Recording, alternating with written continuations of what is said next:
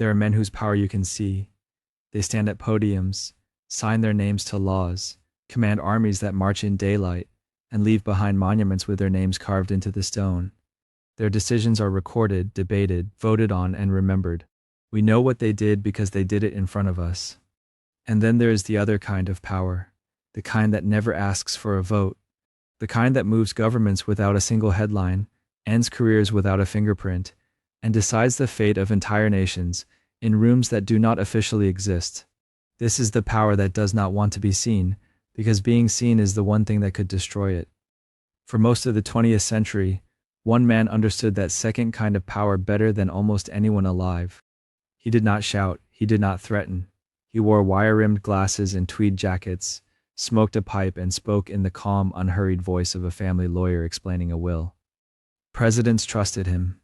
Foreign leaders feared him, often without ever knowing his name. And from a handful of quiet offices, he reached out and rearranged the world. If you had passed him on the street, or glimpsed him through a window bent over his desk in the lamplight, lifting a telephone, murmuring a few words to an aide, signing a single sheet of paper, you would have seen an ordinary man giving ordinary orders. He was Allen Dulles, Director of Central Intelligence, and by that point he had spent decades constructing something that had no official name, no public face, and no address you could find on a government directory. What he built was a shadow empire, and it stretched across continents. Most people who shaped American history did so in the open. They ran for office, gave speeches, signed legislation, and eventually had airports or highways named after them. Allen Dulles did something different.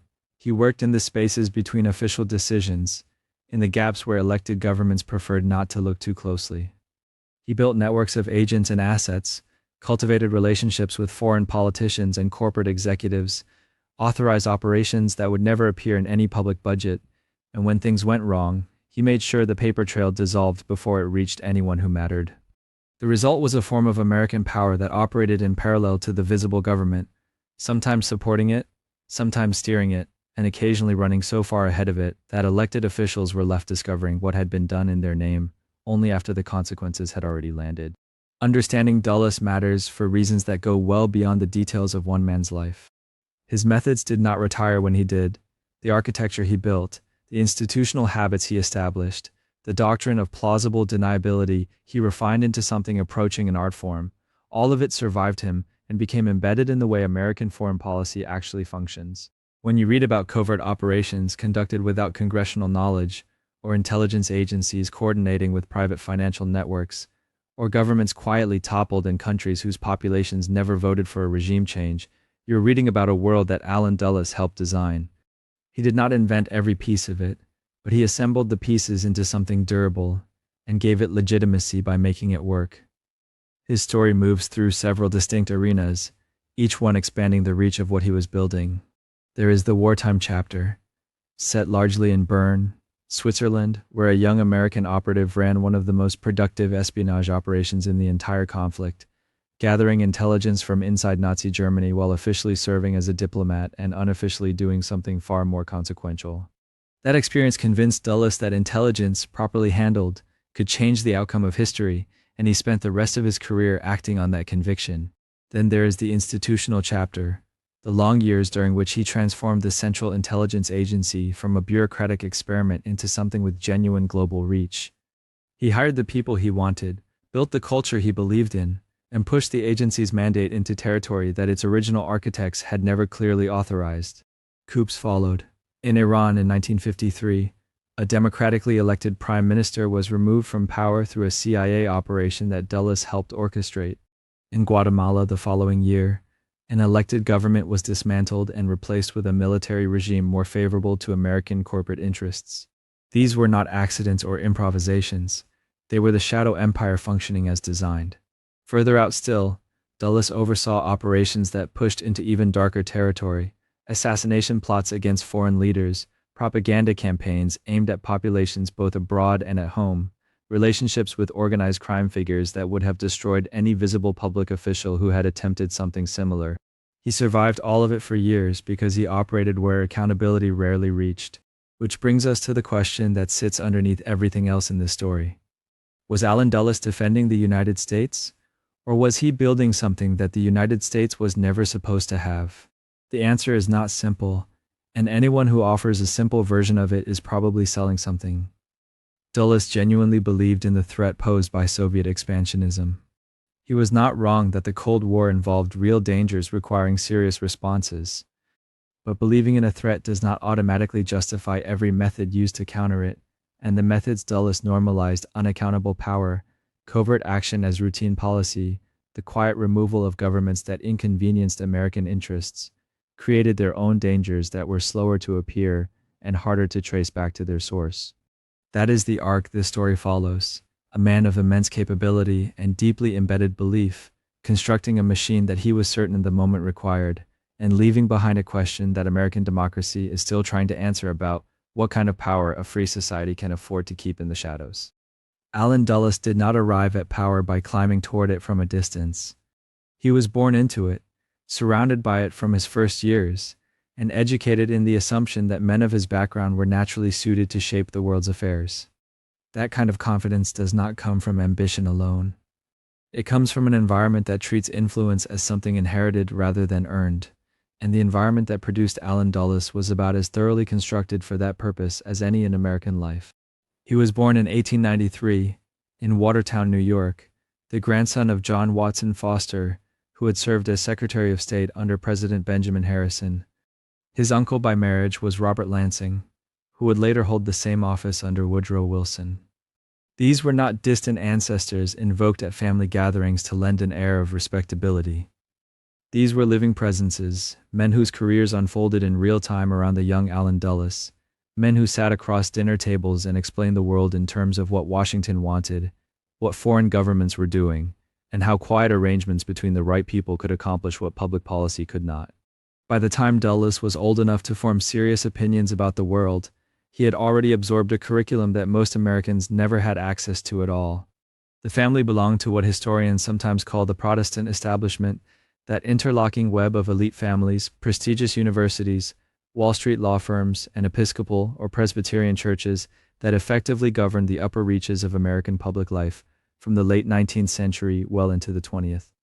It was a world that produced a specific kind of man, educated at the right institutions, connected to the right networks, fluent in the codes and manners that opened doors in Washington and London and Geneva, and absolutely certain that his class had both the right and the responsibility to manage events that ordinary citizens were not equipped to understand.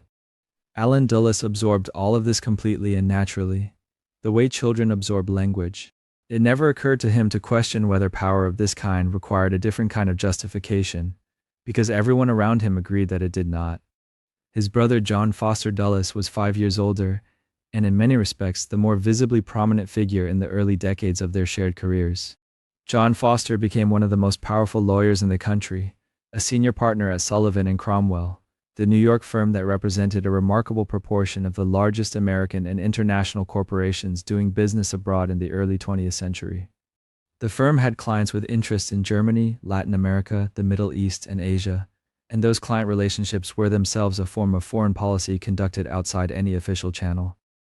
When John Foster Dulles eventually became Secretary of State under Dwight Eisenhower, he brought that entire architecture of relationships with him into the open, but the relationships themselves had existed long before any government title was attached to them. Allen moved within the same network. The two brothers were not merely siblings. They were partners in a shared project of influence, operating through different institutions but drawing on the same pools of money, talent, and access. Allen's connections at Sullivan and Cromwell, at Princeton, through the diplomatic circles he entered early and never really left. All of these ran parallel to his brothers and frequently overlapped with them. The men they knew, the bankers and lawyers and foundation trustees and government advisors, formed a community that treated the boundary between private capital and public power as a practical inconvenience rather than a constitutional principle.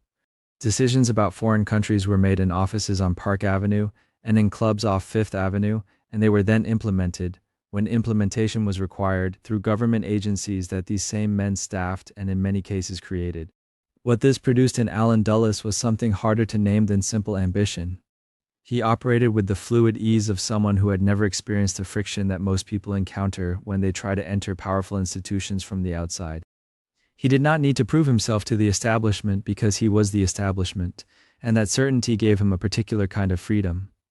He could take risks that men of more anxious temperament would have avoided, because he understood intuitively that his networks would hold him up if something went wrong. That understanding was not cynical. It was simply the way the world had always worked, from where he stood. It is worth pausing on what this means for everything that followed. When Dulles later authorized operations that bypassed elected governments, when he approved covert actions that no congressional committee had sanctioned and no public debate had endorsed, he was not behaving in a way that felt transgressive to him. He was extending a logic that had governed his entire formation. The right people with the right information, connected to the right institutions, making decisions that the uninformed public could not be trusted to make correctly. This was not a corruption of his values, it was the direct application of them. The family that bred power did so by making power feel ordinary, by surrounding children with it early enough that its exercise later in life required no particular justification.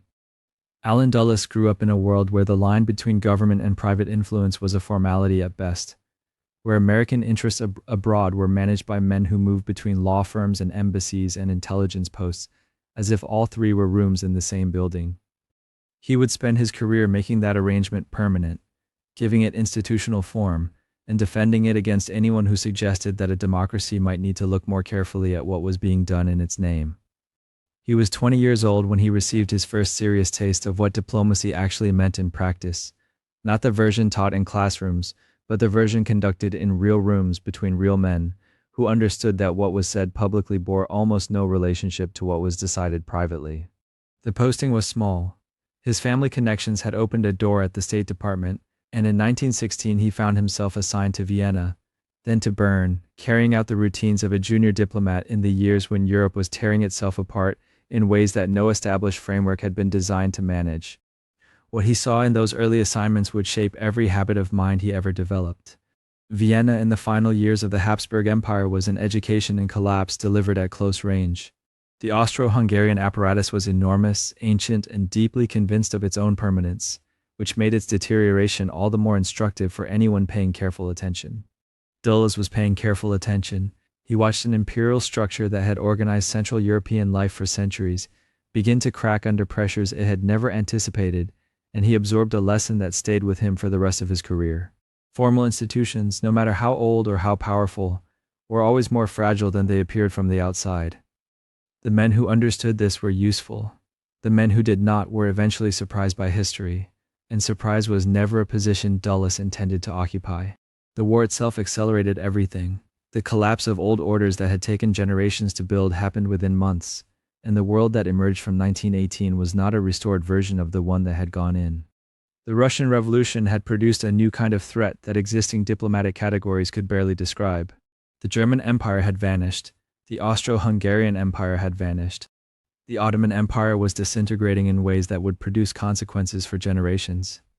A young American diplomat watching all of this from a listening post in neutral Switzerland was receiving an education that no university could have provided, because the curriculum was being written in real time by events that had not been predicted. What Dulles drew from this period was not simply knowledge of specific countries or governments. He developed a structural understanding of how power actually moved, through networks, through informal contacts, through information gathered in rooms where no official record was kept. Switzerland was full of exiles, agents, ideologues, arms dealers, financiers, and intermediaries of every kind, all operating outside the formal channels of wartime diplomacy, because formal channels had either broken down or were too visible to be useful. Dulles moved among these figures and began to understand that access to this kind of person, the unofficial operator working in the space between governments, was often more valuable than anything available through the official record. Information gathered informally, relationships cultivated in private, these could matter more than any formal declaration ever would. He was 24 years old and he was already thinking like an intelligence officer. The Paris Peace Conference of 1919 brought him into the closest proximity he had yet experienced with the machinery of great power decision-making, and it confirmed suspicions he had already begun to form about the distance between declared principles and actual outcomes. Woodrow Wilson arrived in Paris with his 14 points, and his vision of a new international order built on self-determination and transparent diplomacy, and Dulles watched what happened to that vision when it encountered the interests of the British and French empires, the appetites of successor states jostling for territory, and the basic reality that the men making decisions were not primarily interested in principles.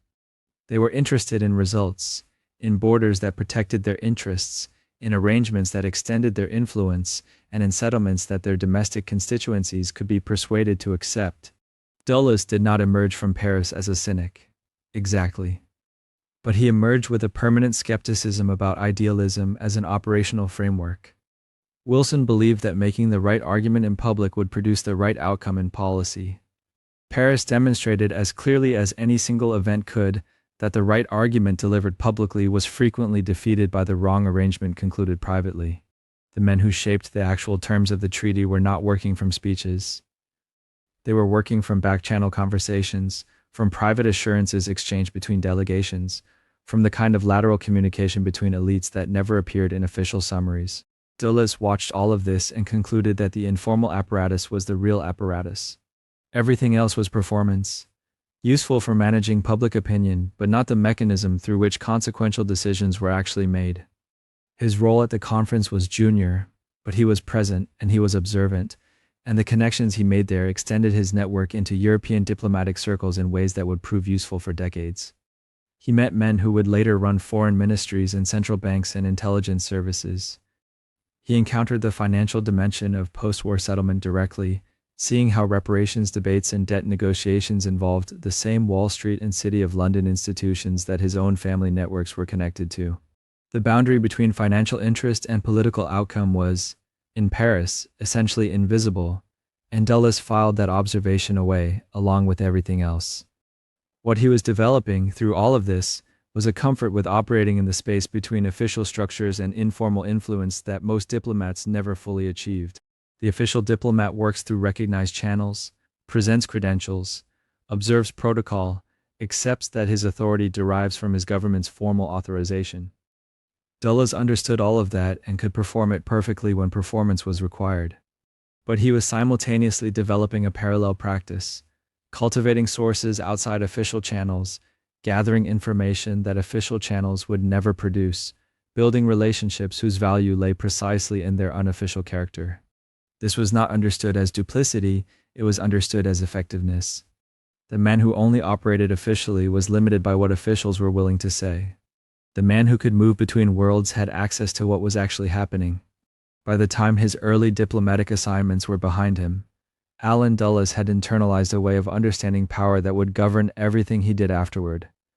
Formal institutions were real, but not primary. Information gathered through back-channel access was often more reliable than official reporting. The men who mattered were frequently not the men whose names appeared in newspapers. Idealism was a public language, useful for domestic consumption, but the actual conduct of foreign policy took place in a different register entirely, among people who shared a common understanding that results justified the methods used to obtain them. These were not lessons he articulated in some private journal. They were habits of mind, assumptions so deeply absorbed from experience that they stopped feeling like assumptions at all and started feeling like the simple truth about how the world worked. He would carry them from Bern and Paris into Wall Street, into wartime intelligence work in Switzerland, and eventually into the organization he built and commanded for nearly a decade. Every operation that later bore his signature grew, in some direct way, from what a young American diplomat learned by watching empires collapse and a peace conference fail. He did not go directly from the backrooms of diplomacy into the shadows of intelligence. The next great classroom in which his ideas were formed had mahogany desks, partnership shares, and retainer agreements written in dense legal language.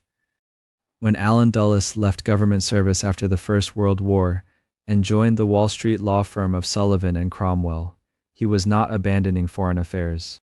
He was changing the venue in which they were conducted. Sullivan and Cromwell was not simply a place where contracts were drafted and disputes were settled. It was one of the central instruments through which American and international capital organized itself in the early 20th century. Its partners did not think of themselves as narrow technicians. They thought of themselves as architects of a particular kind of world order, one in which capital could move freely, investments would be protected, and governments, especially weak governments, would be taught to understand what that protection required. For Dulles, this was familiar terrain, simply with different furniture. The same kind of men he had watched maneuver in Bern and Paris. Bankers, central officials, ministers without portfolios now appeared in his conference rooms as clients. The firms worked for major American banks, for multinational corporations with assets scattered across Europe, Latin America, and Asia, placed him at the point where legal language, financial strategy, and political risk met. He was not merely arguing over clauses, he was being asked to see around corners. What would this new regime do about foreign concessions? How stable was that government in Eastern Europe? What did the rise of radical parties in Germany mean for bondholders in New York? The answers he supplied were framed as legal advice, but they were, in effect, geopolitical judgments. The files that crossed his desk were case studies in how power and money interacted across borders. Loans to foreign governments, investments in mining concerns, concessions for utilities and railroads, all of them depended on assumptions about who would actually control those countries over the coming years and how responsive those rulers would be to outside pressure.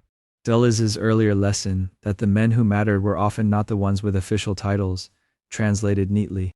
A treaty on paper, a statute protecting property rights, meant far less than a quiet understanding with the finance minister, the party treasurer, the general in charge of internal security. In that sense, his Wall Street years did not pull him away from questions of power. They embedded him more deeply in a specific version of them. To serve his clients well, he had to internalize their priorities. Political stability was good insofar as it guaranteed the repayment of debt, respected contracts, and prevented radical redistributions. Reform was acceptable if it could be predicted and managed. Revolution was a problem not in the abstract, but because revolutions often defaulted on bonds, nationalized industries, and tore up the paper on which Sullivan and Cromwell's clients had been relying.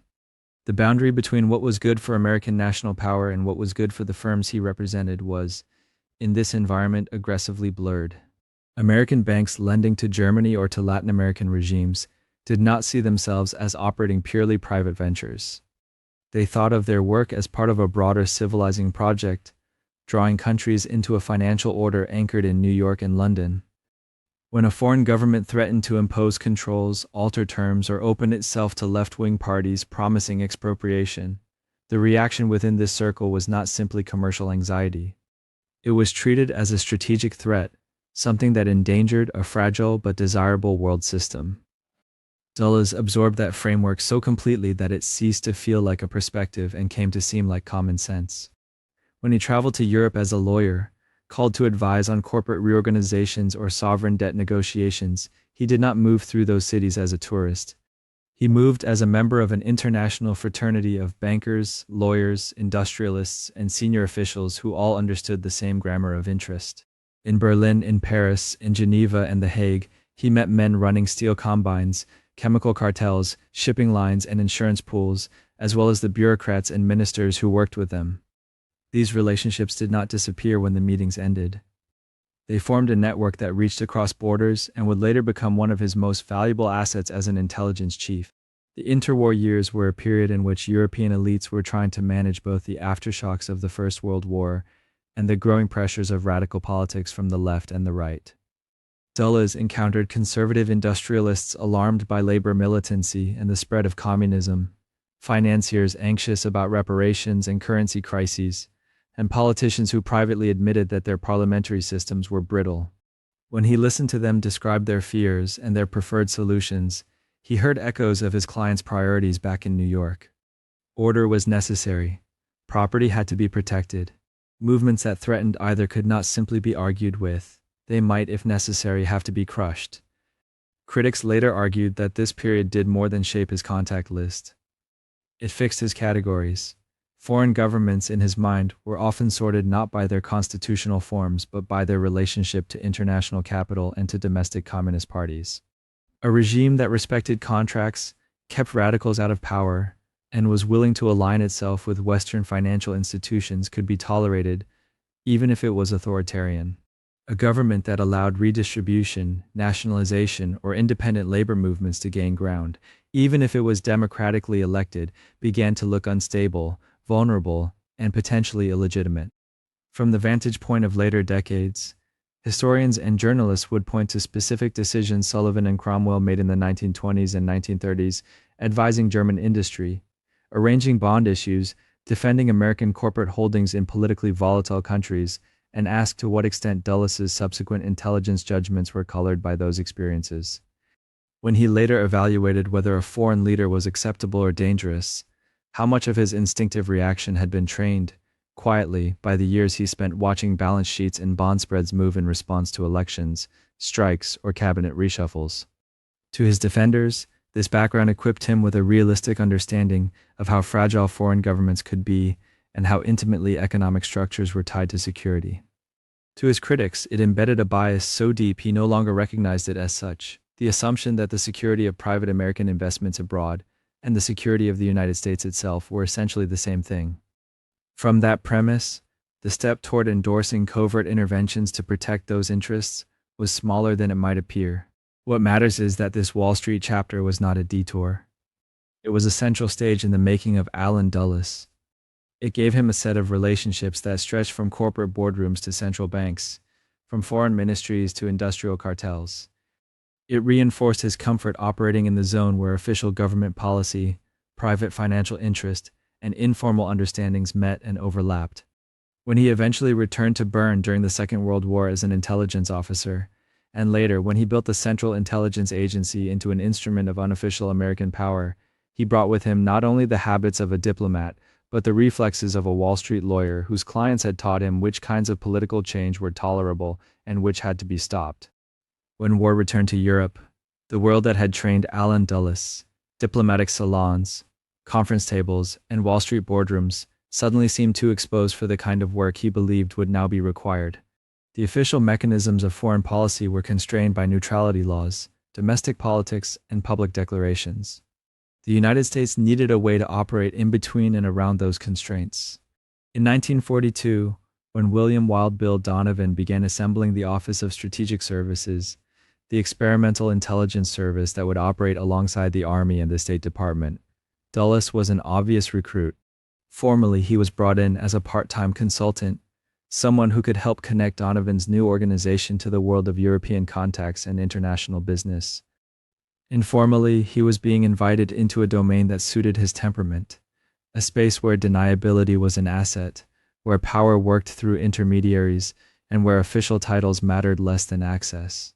Before long, he left the New York law office and accepted an assignment that would define his wartime career, head of the OSS station in Bern, Switzerland. On paper, Bern looked unpromising. Switzerland was neutral. No armies marched through its valleys. No battles were fought in its streets. Yet neutrality made it uniquely valuable. It was one of the few places where envoys, bankers, industrialists, refugees, spies, and black marketeers from all the warring powers could coexist in relative safety.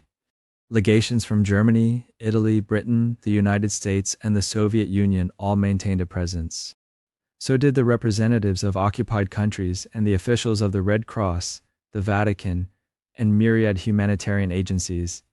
Dulles understood almost immediately that this was not a quiet backwater. It was a crowded marketplace of information.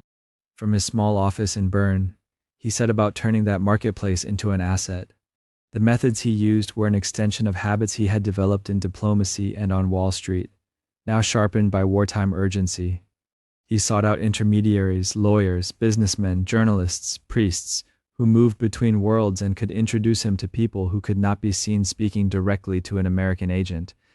He offered not just money, though money was sometimes part of the bargain, but a mix of flattery, protection, and future promises. To anti-Nazi Germans, he hinted at a post-war order in which those who helped the Allies might have a voice. To refugees, he offered help with visas and safe passage. To bankers and industrialists, he suggested that cooperation might soften the reckoning they would face when the war ended. Recruitment, for Dulles, was rarely a single dramatic moment. It was a process of cultivation. He was willing to listen at length to self-important informants, to sift exaggeration from value, to test small pieces of information before trusting larger ones. He tolerated ambiguity about motives. Many of the men who came to him with documents, rumors, or proposals were not animated by moral revulsion against Nazism. They were hedging their bets, trying to survive, or positioning themselves for a future in which Hitler might fall. Dulles did not require ideological purity, He required access, reliability, and a willingness to keep talking. Among the most important of his sources were members of the German resistance and anti-Nazi elites who saw the Third Reich leading their country to destruction. Through intermediaries, Dulles established contact with figures in the Abwehr, Germany's military intelligence service, and with civilian conservatives who plotted to overthrow Hitler. The information they supplied about troop movements, industrial capacity, morale at the top of the regime was sometimes fragmentary and not always accurate. But taken together, it gave Washington a picture of the inner tensions inside Nazi Germany that could not be obtained from intercepted radio signals or aerial reconnaissance. These contacts were not simply one-way channels of information. They quickly became entangled with political questions. Some of the anti-Nazi figures Dulles met in Bern did not only want to pass along intelligence, they wanted to explore the possibility of a separate peace with the Western Allies, one that might preserve some form of non-Nazi German state while continuing the war against the Soviet Union. Dulles relayed these feelers to Washington, but American and British leaders had already committed publicly to the principle of unconditional surrender. Any whiff of willingness to bargain with good Germans risked undermining Allied unity and feeding Soviet suspicions that the West was prepared to cut a side deal. Navigating this terrain required precisely the blend of intrigue and bureaucratic entrepreneurship at which Dulles excelled. He tried to keep lines open without promising more than his government would allow. He sent carefully worded cables that hinted at possibilities without crossing the line into unauthorized diplomacy. Later, critics in Moscow and elsewhere would point to these Bern contacts as evidence that the United States had, even during the war, been tempted to treat Nazi Germany and the Soviet Union not as equal enemies but as variables in a larger strategic equation. Defenders would answer that maintaining such contacts was the essence of intelligence work, understanding all the options, even those that could never be officially adopted. The most famous of Dulles's Bern operations, the series of negotiations with SS General Karl Wolff, that came to be known as Operation Sunrise, illustrated these tensions. As the war in Europe neared its end, Wolff and other German officers in Italy sought to arrange a partial surrender to the Western Allies, bypassing both Berlin and the Soviets. Dulles pushed the talks forward, seeing a chance to shorten the war, save lives, and perhaps secure a post-war foothold with elements of the German establishment. The Soviets, furious at being excluded from these conversations, denounced them as proof that Washington was already preparing for the next conflict, shaping the peace in ways that would disadvantage Moscow. Whether one sees Bern as a triumph of initiative or a case study in the dangers of freelance diplomacy, it undeniably cemented Dulles's reputation. Inside the American government, he emerged from the war as more than just one station chief among many. He was the man who had built a complex intelligence network in one of the most sensitive environments in Europe, who had found ways to extract information from enemies, neutrals, and wavering friends, and who had demonstrated a willingness to push the limits of his mandate in pursuit of what he considered larger strategic goals. The Bern years also confirmed, for Dulles himself, a set of working assumptions. He came away convinced that the most important struggles were rarely visible on battle maps. They unfolded in secret conversations, in the shifting loyalties of elites, in the quiet alignment of banks, ministries, and security services. He had seen how a single well-placed source could alter the understanding of an entire government, and how the careful management of unofficial relationships could open options that formal diplomacy could never admit. When the war ended and the OSS was dissolved, many of its veterans drifted back into civilian life, their brief excursion into espionage over. Dulles did not see it that way. For him, Bern had not been an interruption. It had been a proving ground, a demonstration that the tools of clandestine influence once assembled were too powerful to be put back on the shelf simply because the shooting had stopped. The shadow empire he would later help construct inside the permanent machinery of American government drew directly on the lessons, the contacts, and the habits he had refined in that neutral capital surrounded by war. When Washington shut down the OSS in late 1945, it did so with a sense of tidy closure. The war was over, the emergency institutions that had grown up around it could be dismantled, and the United States, it was hoped, could return to the older pattern of open diplomacy, anchored by the State Department and the uniformed services. In official memos, the end of the OSS looked like a reversion to normalcy. To men like Allen Dulles, it looked like a dangerous illusion. He had just spent years watching how much could be achieved outside the formal channels, and he knew that the post-war world would not be a simple replay of the 1920s. The Soviet Union now occupied half of Europe. Anti-colonial movements were stirring in Asia and Africa. Former allies were beginning to distrust one another, and the technologies of war, atomic weapons, long-range bombers, soon missiles, made surprise and deception even more consequential. The idea that the United States could disband its clandestine capabilities and trust to public treaties and conventional forces struck Dulles as willful blindness. He was not alone. William Donovan, abruptly sidelined when the OSS was dissolved, campaigned for a permanent Central Intelligence Agency almost as soon as the ink was dry on the dissolution order. In reports to President Truman, Donovan and his allies argued that the United States required, in peacetime, what every great power maintained in wartime, a central body that could collect, analyze, and act on information from across the world. Intelligence, in this vision, was not an episodic wartime function. It was a standing requirement of global leadership.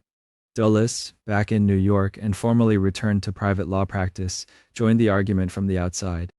He wrote articles and delivered speeches that drew, without revealing specifics, on his Bern experience. He spoke of the need for coordinated intelligence and operational flexibility, phrases that sounded abstract but carried a specific meaning for those who had worked inside the OSS.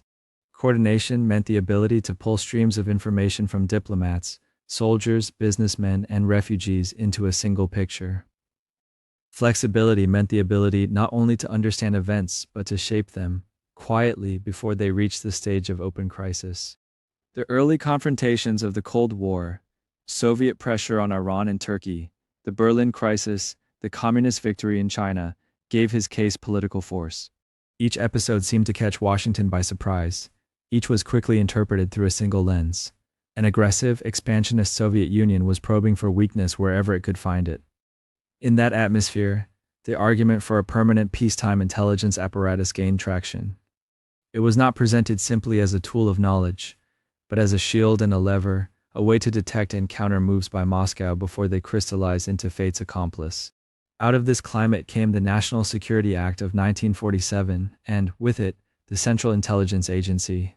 On paper, the CIA's mission emphasized collection and analysis, the production of sober estimates for policymakers.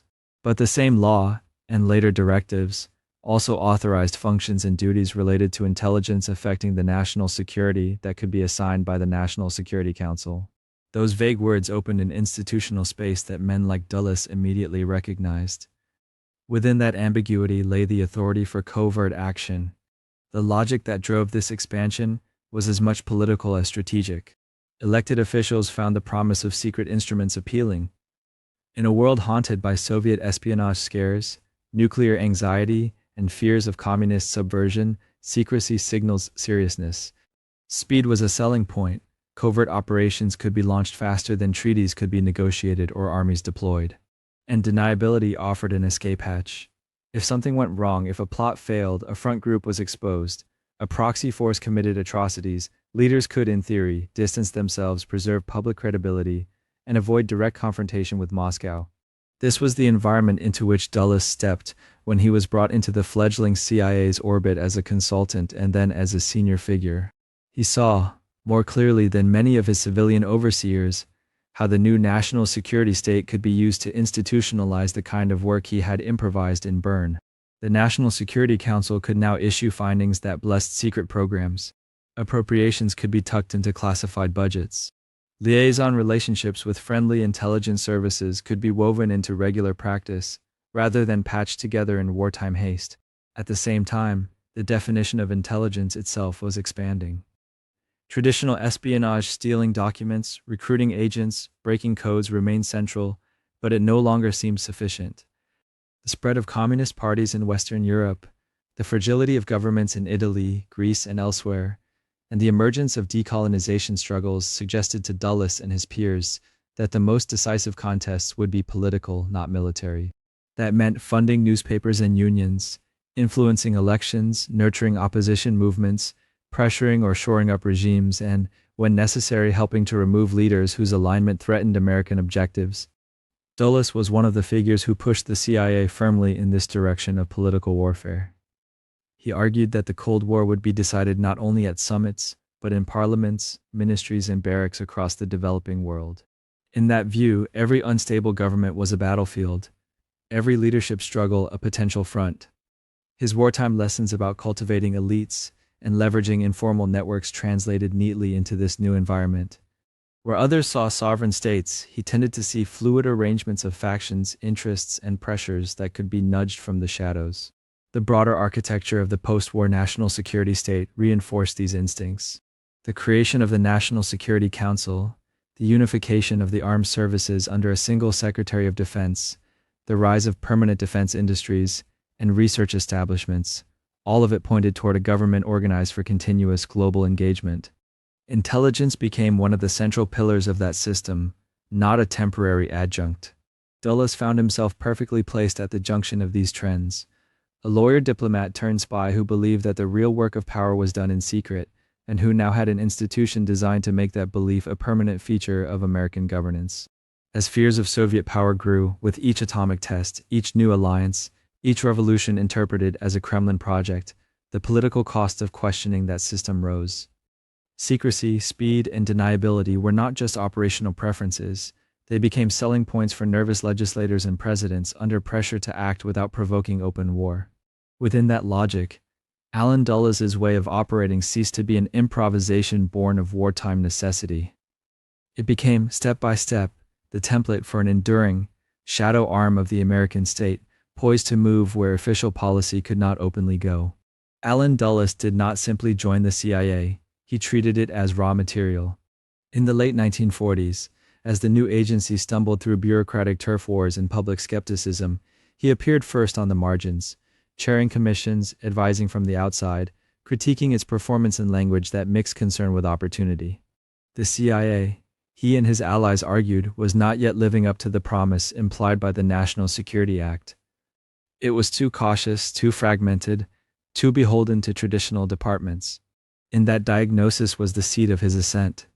His route in ran through the same overlapping worlds that had defined his earlier life: Wall Street, the State Department, and the emerging national security elite. The men who mattered in those circles knew Dulles not just as an intelligence professional, but as one of their own. He spoke their language of responsibility and necessity, evoking the burdens of leadership in a dangerous world. When the agency faltered or embarrassed itself, he was ready with proposals to reorganize, sharpen, and professionalize its operations. Those proposals consistently pointed in the same direction: more central authority for the director, more latitude for clandestine activities, and fewer external constraints. By the early 1950s, as the Korean War and domestic anti-communist fervor transformed the political climate, Dulles moved from influential advisor to central player. He became deputy director for plans, the euphemistic title for the official in charge of covert operations, and then, under President Eisenhower, director of Central Intelligence. On paper, this made him the coordinator of intelligence across the government. In practice, Dulles interpreted the role as something more: architect and commander of a permanent, global clandestine service answerable to a small circle of insiders.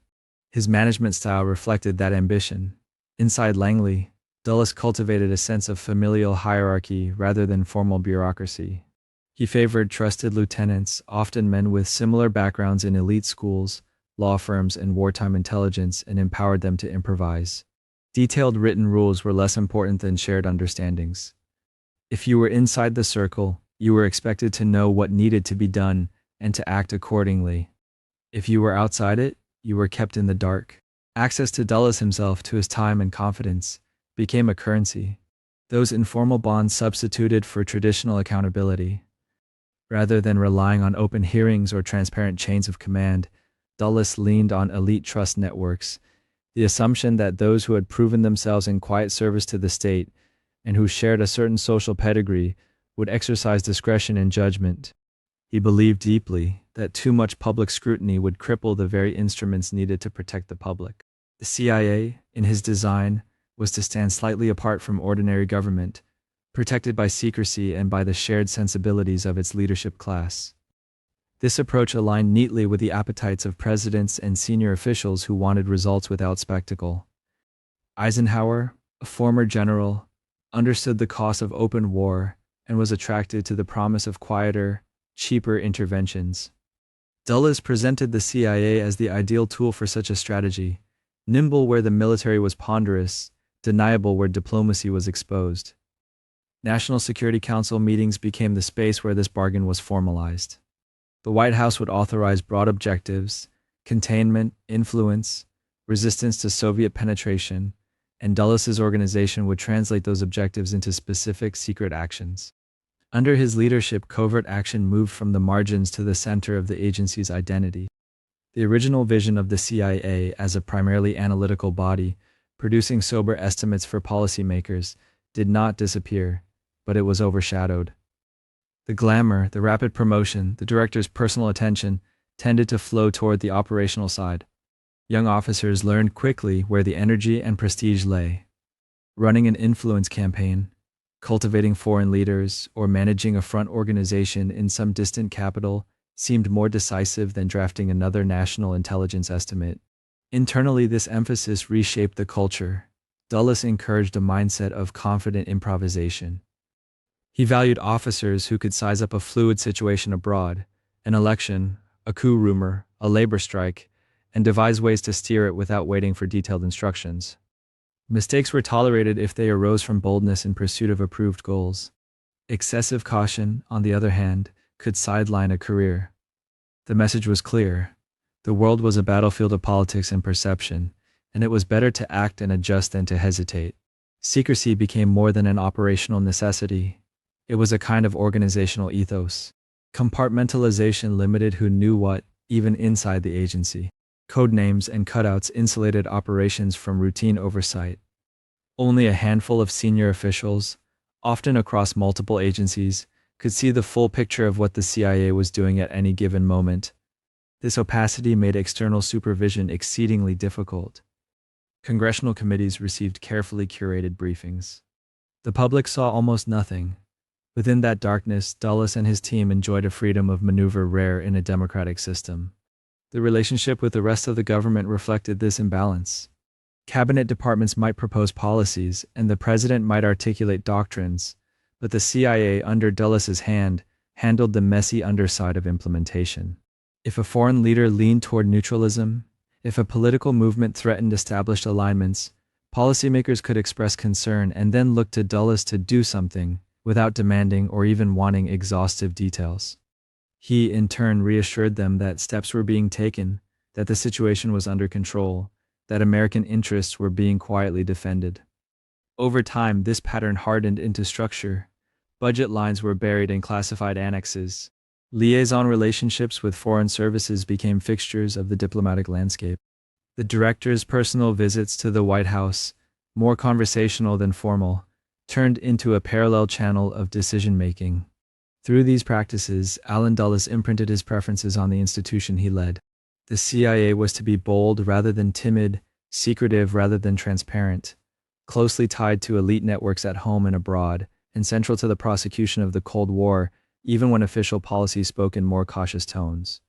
In that sense, he did not merely occupy the office of Director of Central Intelligence, he refashioned it.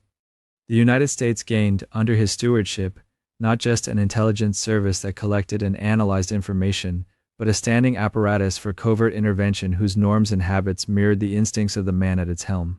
The shadow empire he had glimpsed as a possibility in wartime Bern was becoming, in peacetime Washington, a permanent feature of American power. For Allen Dulles, the question was never whether the United States should intervene in Iran. The real question was how quickly the new apparatus he controlled could turn a complex political crisis into a manageable operation, and whether it could do so without leaving fingerprints. By the time he became director, Iran was already a problem discussed in the shorthand of oil concessions and Soviet danger, but under his hand it became something else, a test case for what a modern, professionalized covert service could do to the internal life of another country. The crisis centered on Mohammad Mossadegh, an elderly nationalist prime minister who had the inconvenient habit of speaking about sovereignty in concrete terms. Britain had long dominated Iran's oil through the Anglo-Iranian Oil Company, extracting vast profits while leaving the Iranian state with a fraction. Mossadegh's decision to nationalize the industry in 1951 was, domestically, a popular assertion of independence. In London, it was viewed as a dangerous contagion. If one Middle Eastern country could tear up an oil agreement, why not others? For a British establishment still thinking in imperial categories, Iran looked less like a small nation and more like the keystone of a system. Initially, the dispute was about contracts, compensation, and international law. But Cold War thinking did not allow problems to remain merely economic for long. In Washington, British alarms fused seamlessly with anxieties about Soviet expansion. Iran bordered the Soviet Union, had a communist party, the Tudeh, that enjoyed some support in the cities, and possessed oil fields that strategists regarded as critical to the Western industrial base. In that mix, Mossadegh's stubborn independence was read not simply as anti-colonial defiance, but as a potential opening for Moscow. Dulles spoke this language fluently. He had spent his career moving among men who translated financial risks into strategic ones. A disruption of oil flows was not just a hit to balance sheets. It threatened the security architecture that underpinned the Atlantic Alliance. Britain, weakened by war and decolonization, leaned heavily on American support.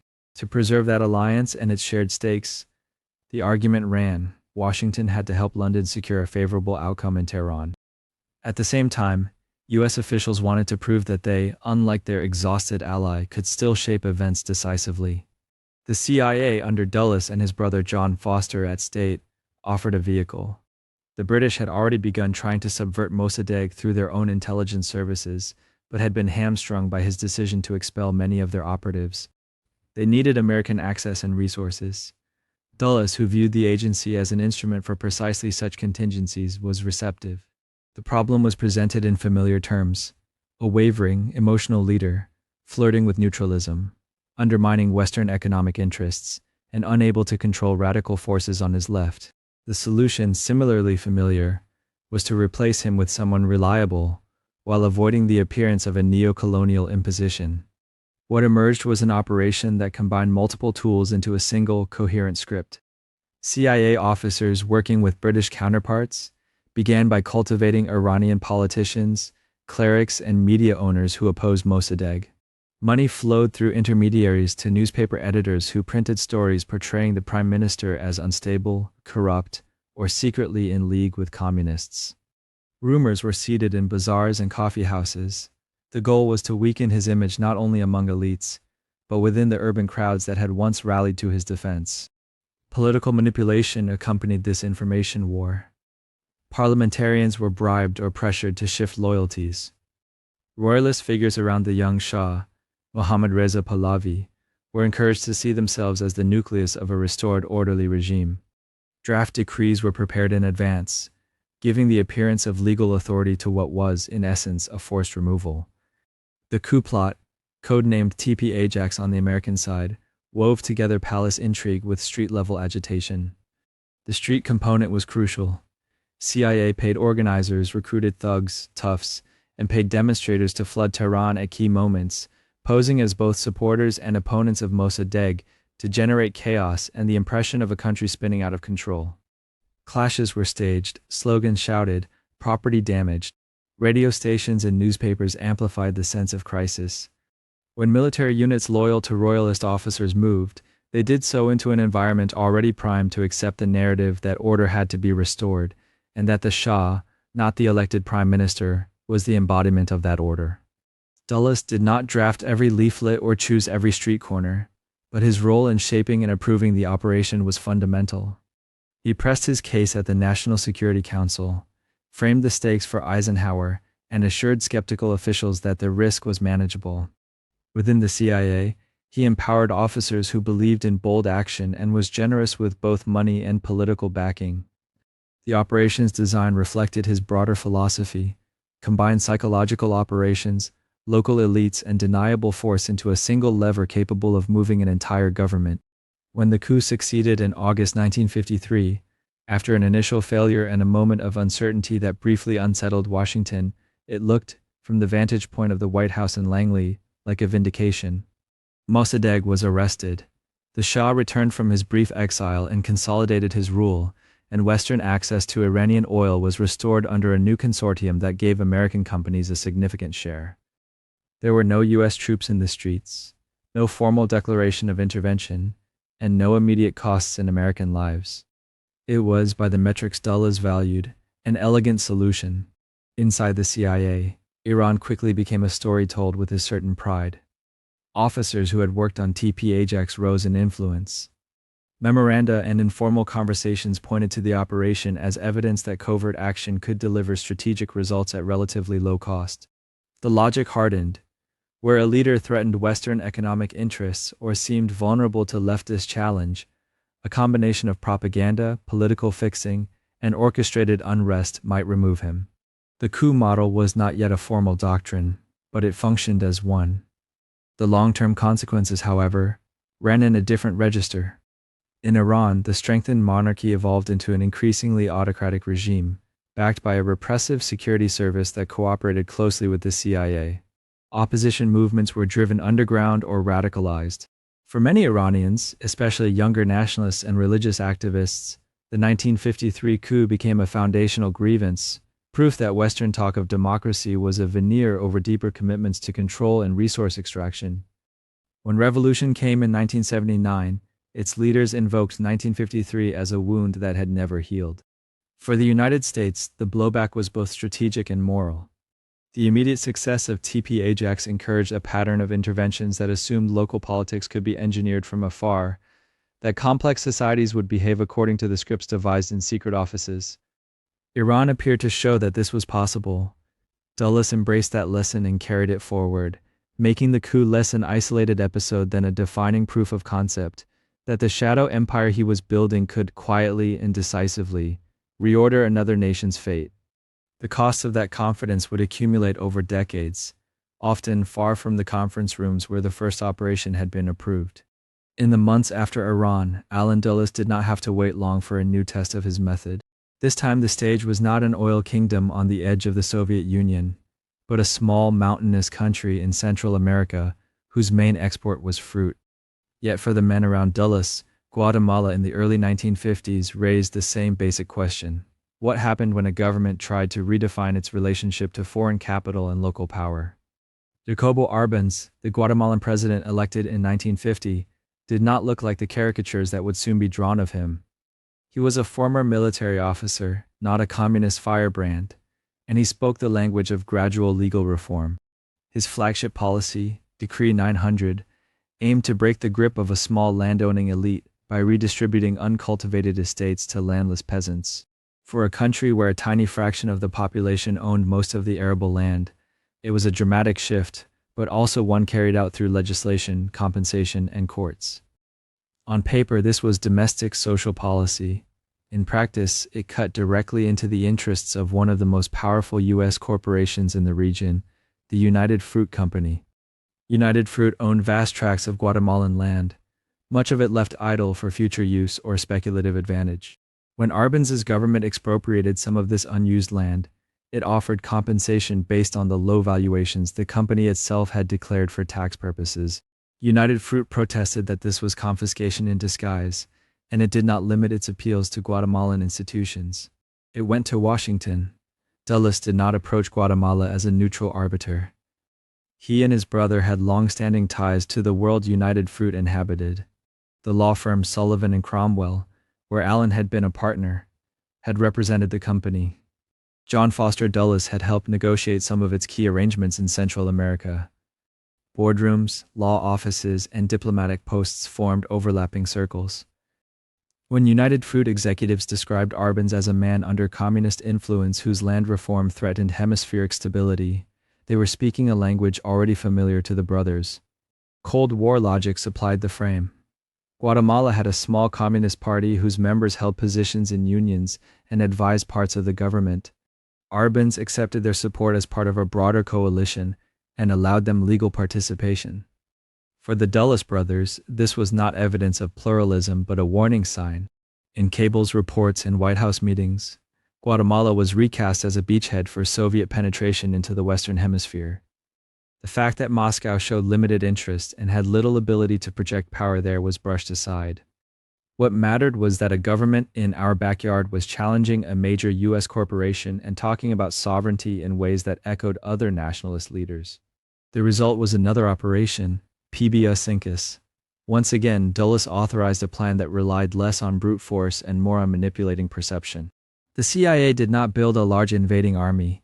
Instead, it assembled a relatively small band of exiled officers and mercenaries under Colonel Carlos Castillo Armas, trained in neighboring countries with friendly regimes. The real power of this force was not in its numbers, but in how it could be made to appear. Psychological warfare lay at the center of the design. CIA officers set up a clandestine radio station that broadcast from outside Guatemala, but claimed to be an internal rebel network. It reported fictional uprisings, inflated troop movements, and announced defections that had not yet occurred, if they would occur at all. Leaflets, rumors, and carefully timed news stories painted a picture of a regime crumbling under the weight of popular and military opposition. Pilots hired by the agency flew small aircraft over Guatemala City, dropping bombs of limited military value but maximum psychological impact. The message was simple: a powerful, organized enemy was on the march. Diplomatic pressure reinforced the illusion. The United States used regional forums to isolate Arbenz, portraying him as a threat to continental security. In private conversations, American officials made clear to Guatemalan military officers and neighboring governments that Washington stood firmly behind the liberation movement. Signals were sent about who the United States considered the future of Guatemala and who would be left exposed if they clung to the existing government. Ambiguity about how far the U.S. might go militarily did some of the work. Many officers believed that outright American intervention would follow if they resisted too long. Inside Guatemala, the combined effect was corrosive. Soldiers heard radio broadcasts describing phantom victories and mass desertions. Officers wondered whether their colleagues were already negotiating with the rebels. Elites, worried about their land and businesses, began to calculate whether Arbenz could survive. His government still commanded a larger army than Castillo Armas ever assembled, but legitimacy is not a simple matter of numbers. As panic spread and confidence drained away, the president found himself increasingly isolated. Dulles monitored the operation from Washington, reading reports that emphasized momentum and imminent success. When Arbenz eventually resigned in June 1954, surrendering to a process he believed would end in a U.S.-backed coup regardless of his decisions, PBS Sikias was hailed as another triumph of covert engineering. A modest proxy force, amplified by radio waves and diplomatic choreography, had brought down an elected government without a single American division crossing a border. Within weeks, Castillo Armas assumed power, and United Fruit and other large landowners could look forward to a friendlier climate. In official narratives, this was presented as a strategic victory. Communism had been stopped from gaining a foothold in the hemisphere. But the overlap between that claim and the specific grievances of a single company was difficult to miss. Internal documents and later histories showed how tightly intertwined corporate complaints, law firm arguments, and security analyses had become. A challenge to the prerogatives of United Fruit could be, and was, translated into a threat to the entire U.S. national interest. The categories blurred until they were nearly indistinguishable. For Dulles and his circle, reformist nationalism, especially when it touched land and foreign investment, looked like a slippery slope. A government that redistributed idle estates might next revise tax codes, assert control over infrastructure, or align with other nations pursuing similar paths. Even if leaders like Arbenz insisted they sought independence within a capitalist framework, their unwillingness to prioritize U.S. corporate claims made them suspect. The lesson drawn in Washington was not that Latin American societies were attempting to tackle entrenched inequality, but that such efforts, if successful, might limit American leverage and open space for future, more radical movements. The aftermath in Guatemala stripped away some of the abstractions. The new regime rolled back land reform, persecuted suspected leftists, and narrowed political space. Over time, cycles of repression and resistance hardened. The country descended into a brutal civil war that would last for decades, marked by massacres, disappearances, and systematic violence against indigenous communities. The human cost was staggering, borne by people far removed from the conference rooms where the operation had been planned. Yet in the bureaucratic accounting of the 1950s, Guatemala joined Iran as evidence that covert action worked. The immediate scoreboard showed a friendly government restored, investments protected, and no U.S. casualties. That the price included tens of thousands of Guatemalan lives, a traumatized society, and a model for mixing corporate defense with national security rhetoric did not appear in the metrics Dulles valued most. In Central America, as in the Middle East, the Shadow Empire had proved it could reshape a nation with a handful of levers. The logic of that success would drive the CIA into darker experiments, as the boundary between defending America and defending a particular order of power grew ever harder to see. Iran and Guatemala showed what a well-timed push could do to a single government. But for Alan Dulles, those operations were not isolated dramas. They were proof of concept for something much larger. The point was not only to topple the occasional leader who strayed too far. It was to build an environment in which challenges to American primacy could be steered, contained, or quietly strangled before they ever reached the breaking point of open confrontation. Around Dulles, a language took hold that captured this ambition: political warfare. It was a phrase borrowed from earlier strategists, but under his direction it became an organizing principle. Instead of thinking about war as tanks and battleships, political warfare imagined a constant struggle for hearts, minds, and institutions. Elections, newspapers, trade unions, student groups, exiled politicians, and cultural salons became battlefields where victory looked like friendly governments, favorable public opinion, and the quiet marginalization of adversaries. The CIA that Dulles shaped was designed to fight on all of these fronts at once. Formal coups like those in Tehran and Guatemala City were the tip of an iceberg. Beneath the surface lay a sprawling network of front organizations, subsidies, influence campaigns, and informal alliances. Money moved through foundations, publishing houses, travel grants, and consultancies. Personnel moved under diplomatic cover, journalistic bylines, or academic titles. The goal was not simply to install our man in a palace, but to tilt entire societies in ways that made our men more likely to rise and stay there. Europe was an early proving ground. In the fragile democracies emerging from the rubble of World War II, communist parties were legal, influential, and in some cases poised to win power through elections. Dulles did not intend to wait and see what would happen. CIA money flowed to centrist and conservative parties, especially in Italy and France, paying for campaign materials, polling, and get-out-the-vote efforts.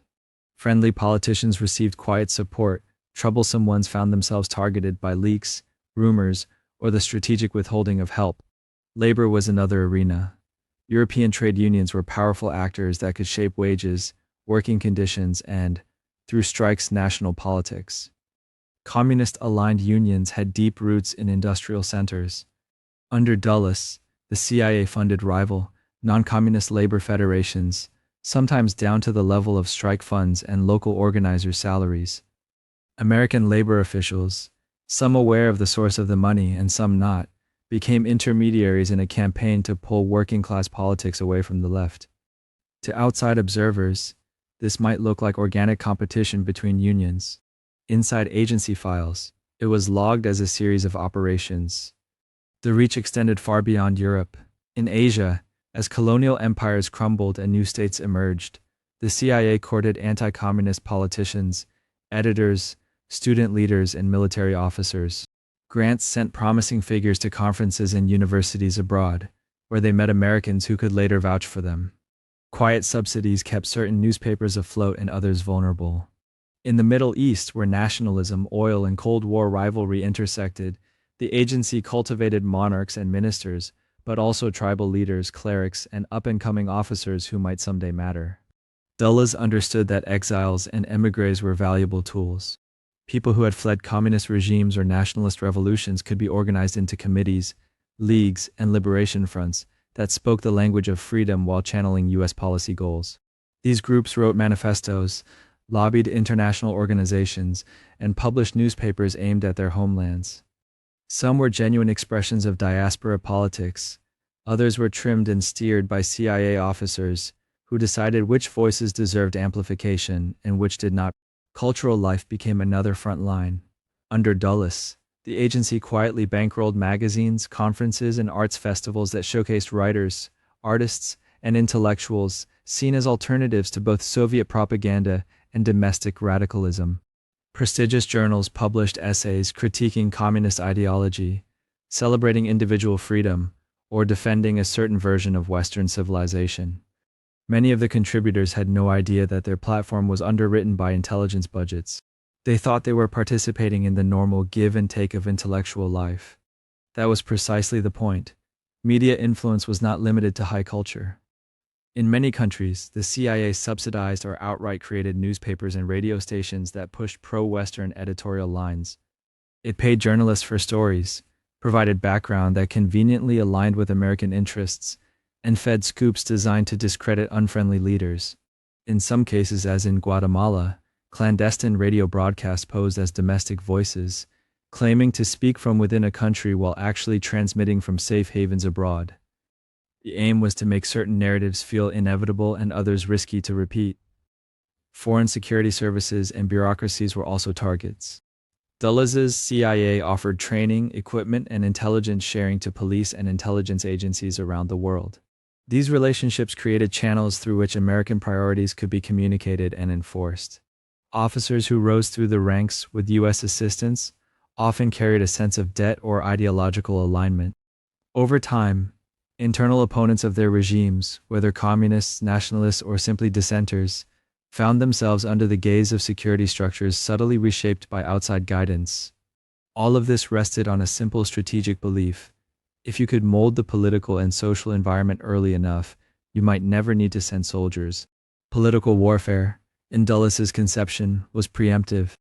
It was cheaper than war, less visible than sanctions, and easier to deny than open intervention. An election steered by campaign funds looked, to most citizens, like democracy in action. A union that tilted away from communism looked like a free choice by workers. An intellectual who wrote an essay criticizing the Soviet Union looked like an independent voice.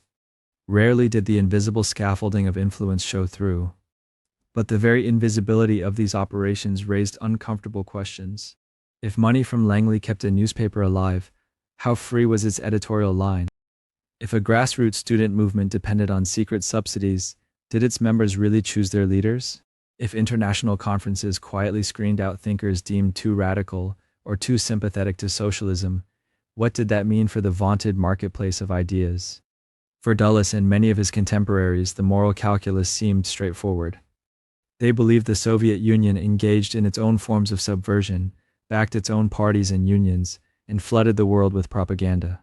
In that framing, American political warfare was a defensive response, a necessary bending of rules to protect a larger freedom. The institutions they influenced, parliaments, unions, presses, universities, were flawed but still preferable to one-party states. If preserving them required some manipulation, that was a price they were prepared to pay. The ambiguity lay in the gap between means and ends. The CIA claimed to defend democratic societies while secretly narrowing their choices. It spoke of protecting free labor while picking winners and losers among workers' organizations. It celebrated independent thought while covertly curating which voices received platforms. Over time, that pattern blurred the line between fighting an external enemy and managing the internal life of other nations to suit American interests.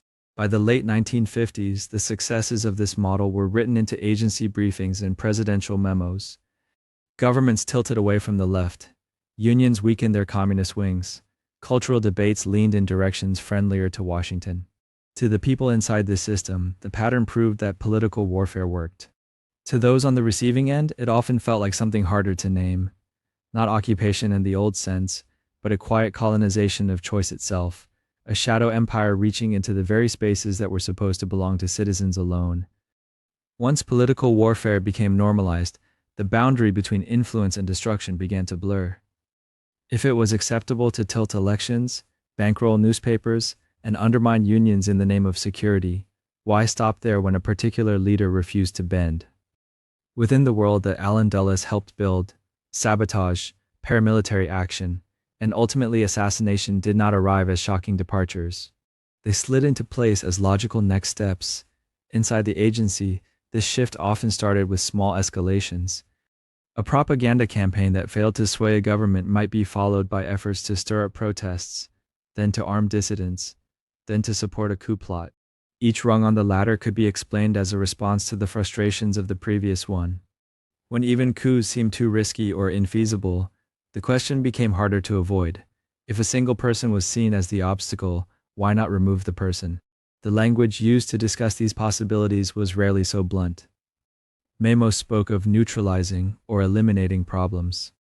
Committees weighed contingency plans to minimize threats, Lawyers argued over what counted as direct involvement. But behind the euphemism sat a concrete reality: American officials in a peacetime bureaucracy, considering whether to help cause the deaths of foreign leaders their country was not formally at war with. For Dulles and those around him, the logic seemed harsh but straightforward. They had watched Europe descend into catastrophe in the 1930s, while democracies hesitated and dictators seized initiative. They believed the Cold War presented a similar test, except the stakes were now nuclear and global. If a charismatic prime minister, a nationalist colonel, or a left-leaning president appeared poised to align with Moscow or close off vital resources, that figure became more than a politician. He became a potential pivot in the world balance. In that framing, stopping him by almost any means could be defended as an act of prevention. Secrecy amplified this logic. Decisions that might have provoked fierce debate in public, should the United States be in the business of killing foreign heads of government, were instead taken in closed rooms with a handful of participants. Those present tended to share similar assumptions about the threat from communism and the limits of diplomacy. Few voices in those meetings questioned the premise that the world was divided into a struggle between us and them, in which hesitation might translate into catastrophe. Within that mindset, the most radical options could be recast as pragmatic.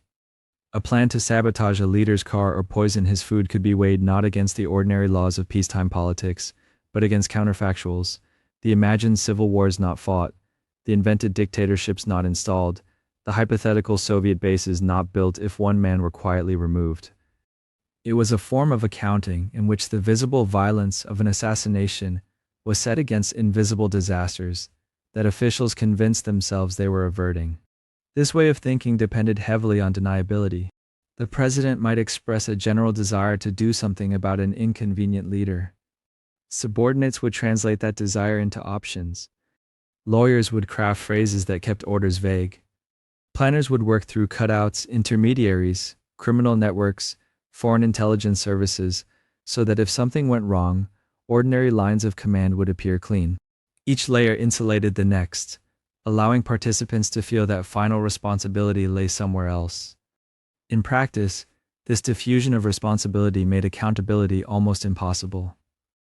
If a plot stalled or leaked, it could be brushed aside as an idea that had never been fully authorized. If it moved forward, those at the top could insist they had only approved pressure, not murder. Those at the bottom could claim they had assumed higher clearance existed. The very tools designed to shield elected leaders from scandal also shielded the system from serious moral scrutiny. Controversies surrounding plots against figures like Patrice Lumumba in the Congo or Fidel Castro in Cuba exposed this pattern. When fragments of these operations later emerged, officials pointed to the fact that some schemes had been abandoned, or that no direct American hand had pulled the trigger, as evidence of restraint. But the records showed something different: a bureaucracy willing to commission poisons, explosives, and detailed plans, then pass them into unstable local situations where the line between suggestion and command was easily crossed. The core problem was not only the individual plots, it was the culture that made them thinkable. In this environment, success was measured less by whether another country's citizens had genuine choices than by whether obstacles to U.S. objectives disappeared. A leader hostile to American oil interests, a government flirting with land reform, a party promising neutrality in the Cold War. These were not evaluated on their domestic legitimacy or popular support. They were graded by their alignment with Washington's preferences. Once that metric took hold, assassination could be seen as simply the most efficient way to achieve what subtler tools sought: the removal of obstacles. If buying a newspaper, funding an opposition party, or backing a coup might eventually sideline a troublesome figure, then helping to hasten his exit could, in a cold calculus, look like a shortcut. The move from influencing politics to eliminating politicians was a shift in means, not in underlying purpose. Dulles did not invent the idea of eliminating foreign leaders. Great powers had toyed with such methods for centuries. But under his tenure, the machinery of a modern intelligence agency was harnessed to explore these options systematically. Files were opened, technical labs experimented with toxins and gadgets, operational units devised delivery systems. What had once been the domain of spies and novels became, for a time, an item on bureaucratic agendas. The extreme measures under discussion were in many ways the logical endpoint of the shadow empire approach. If you believed that the United States had both the right and the responsibility to shape political outcomes across the globe, if you built an institution specializing in covert action, insulated from open debate, if you rewarded officers for solving problems rather than questioning whether those problems were America's to solve, then plots to remove foreign leaders were not aberrations. They were a concentrated expression of the system's deepest assumptions, carried to their most dangerous conclusions. In Cuba, those assumptions met a revolution 90 miles off the Florida coast. When Fidel Castro overthrew Fulgencio Batista in 1959, many in Washington first read him as another nationalist reformer who might be steered, managed, or bought off. That hope faded quickly. Castro expropriated American-owned sugar mills and refineries, denounced U.S. support for Batista, and began edging closer to Moscow. In the logic of the Shadow Empire, he moved, almost overnight, from unpredictable populist to intolerable threat. For Allen Dulles, Cuba became an obsession that fused ideology with geography. Here was not Iran or Guatemala, far from American shores and public attention, but an island within easy flight of Miami. Refugees began pouring into Florida with harrowing stories of executions and confiscations. Newspapers filled with images of bearded guerrillas and Soviet advisors. Members of Congress thundered about a communist beachhead in the Western Hemisphere. The pressures all pushed in one direction. Something had to be done, and the institution designed to do such things was the CIA. Inside the agency, the familiar sequence unfolded. Psychological profiles were compiled. Contacts with Cuban exiles were cultivated. Money began to flow to groups claiming they could mobilize resistance. What had started as exploratory political action hardened into a paramilitary project, train a force of exiles, land them on the island, and spark an uprising that would topple Castro or at least split his regime. It was the coup model Dulles had championed, transposed onto a Caribbean shore. This time, however, the variables were very different. Unlike Guatemala's Arbenz, Castro enjoyed genuine mass support in the wake of his victory. He had a disciplined movement, a loyal security apparatus, and the prestige of a David who had humbled a hated dictator. The Cuban army and militia were on alert for invasion. Soviet backing was real, not hypothetical. Yet within the walls of Langley, the analytical sharp edges of these facts were softened by wishful thinking and institutional momentum. Reports that contradicted the preferred narrative, that the Cuban people were ready to rise, that Castro's hold was fragile, were discounted or sidelined. Training bases appeared in Guatemala and elsewhere in Latin America, shrouded in secrecy but humming with activity. Cuban exiles, many of them middle-class professionals, students, and former officers, were molded into a paramilitary brigade. They were told, and wanted to believe, that they would be liberators arriving to an outstretched welcome. The details of their mission shifted. Where to land, what role U.S. air power would play, how much deniability was realistic. But the basic promise remained constant. Washington was behind them, and Castro would not withstand the blow.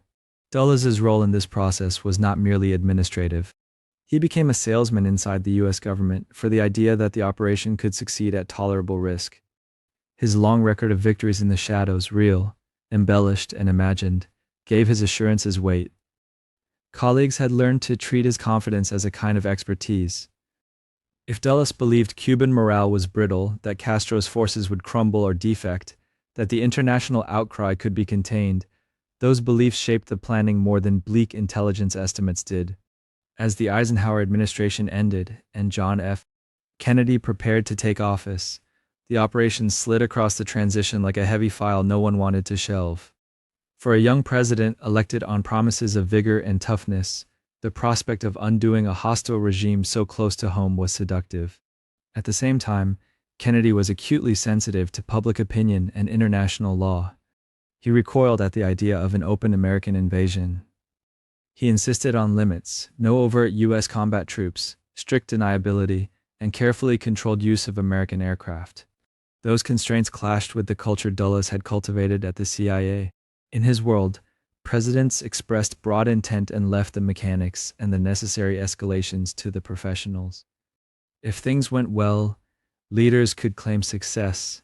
If things went badly, the agency would absorb the embarrassment and patch over the gaps.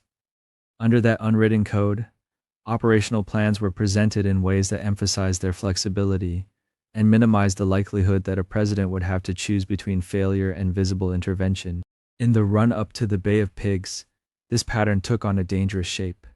The CIA's paramilitary officers and Dulles himself worked on the assumption that once the exiles were ashore and in danger, the White House would feel compelled to increase support, approving more airstrikes, perhaps even greenlighting overt measures to prevent a massacre. The president, they assumed, would be drawn into escalation by events. Kennedy, for his part, believed he had set firm boundaries that would hold. The invasion in April 1961 exposed that disconnect with brutal clarity. The Exile Brigade landed not to a general uprising but to organize resistance. Cuban planes and artillery, still largely intact because of reduced and delayed airstrikes, hammered the beachhead. Appeals went out for more American air cover, more direct involvement. Inside the Situation Room, CIA officials pressed for greater action, warning that without it, the operation would collapse. Kennedy refused to cross his own red lines. He would not turn a covert gamble into an open war. From the vantage point of the exiles, they had been betrayed. From the vantage point of the White House, they had been sold a plan whose success depended on violating the very political constraints the president had insisted upon. From the vantage point of Allen Dulles's CIA, the disaster was a consequence of insufficient commitment at the decisive moment. Each perspective contained some truth, but taken together, they revealed something deeper about the agency culture Dulles had built. That culture prized initiative, risk-taking, and results, and it tended to treat political considerations as variables to be managed after operational facts had been created. It was shaped by a belief that presidents, once shown a fait accompli, would adjust their scruples to match. In Iran and Guatemala, that bet had paid off. In Cuba, it failed. The invasion plan had been constructed on layers of unrealistic assumptions about Cuban popular sentiment, about the vulnerability of Castro's forces, and crucially about Kennedy's willingness to escalate under pressure. The aftermath was swift and punishing. The Bay of Pigs became a public humiliation for a new administration and a propaganda windfall for the Soviet bloc. Kennedy, determined to show that someone would be held accountable, looked to the top of the intelligence pyramid. Within months, Allen Dulles was out as Director of Central Intelligence. Officially, his departure was framed as a routine transition. Unofficially, it marked a rupture, a president who no longer trusted the CIA in the way his predecessor had. For Dulles personally, the debacle was a turning point. It ended his formal tenure but not his influence. For the CIA and the presidency, it drove home a harder lesson. Covert action, once seen as a low-cost instrument of policy managed by an almost autonomous secret bureaucracy, could inflict enormous political damage when it failed.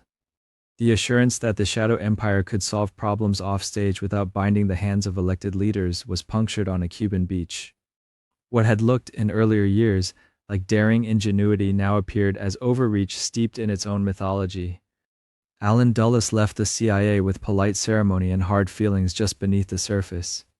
He was given medals, warm statements, and careful praise for past service.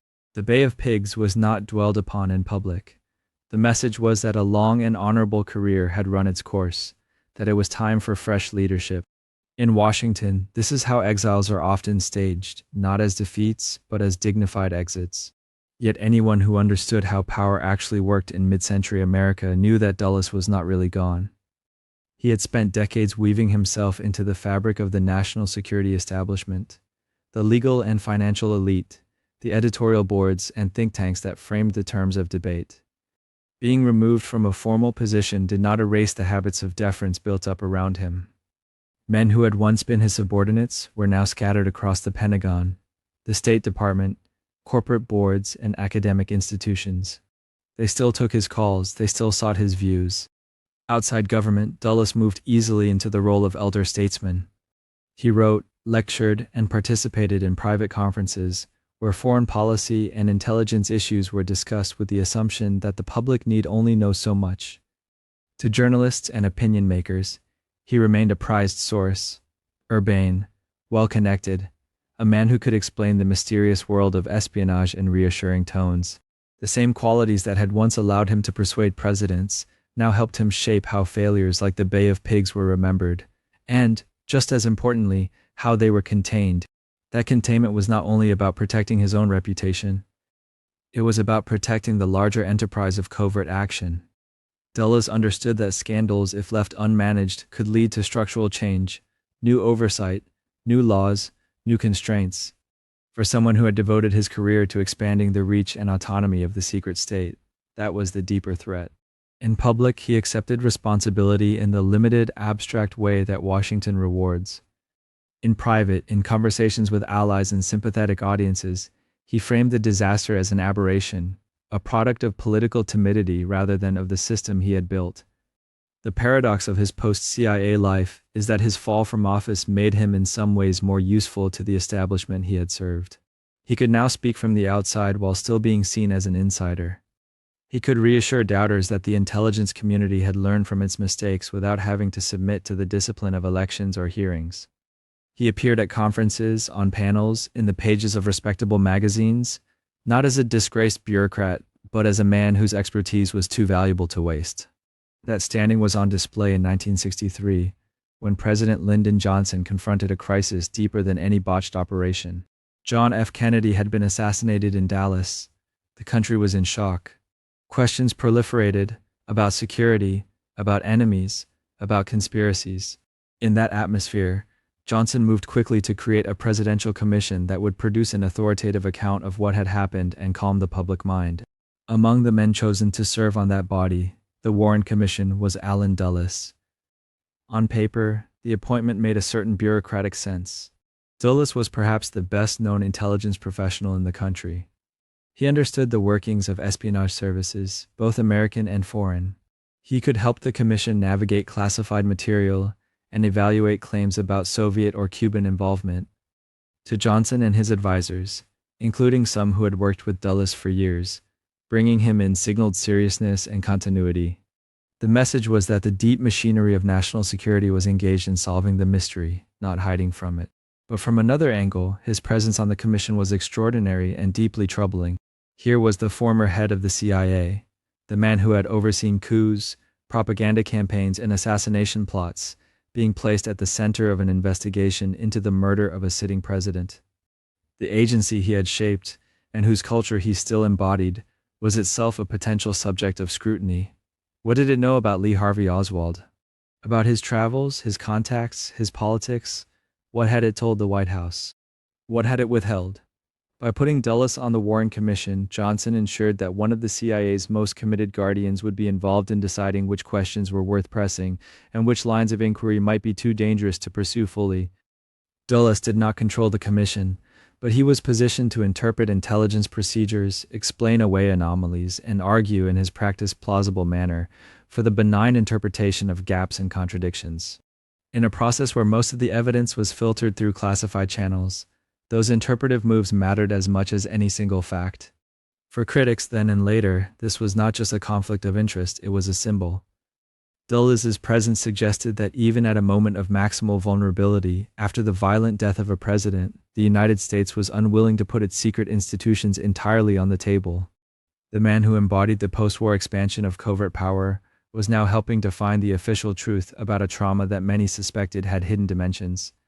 Whether or not one believes in elaborate conspiracies, the optics spoke to a deeper reality. The structures Dulles had built were now so embedded that they investigated themselves. Defenders of the commission argue that his experience was indispensable, that without someone like Dulles, the inquiry might have stumbled over the complexities of intelligence work or been easily manipulated by hostile services. They point out that the Warren Report did criticize certain failures and that Dulles was only one voice among several. But even these arguments accept the premise that the guardians of secrecy must also be the arbiters of how far transparency can go.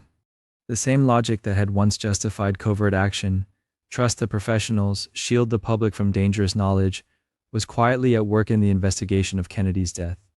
In his final years, Dulles continued to play this role, not an operator in the field, but a curator of the covert state story about itself. Through books, interviews, and private counsel, he helped craft a narrative in which clandestine operations were necessary, largely successful, and fundamentally compatible with American democracy.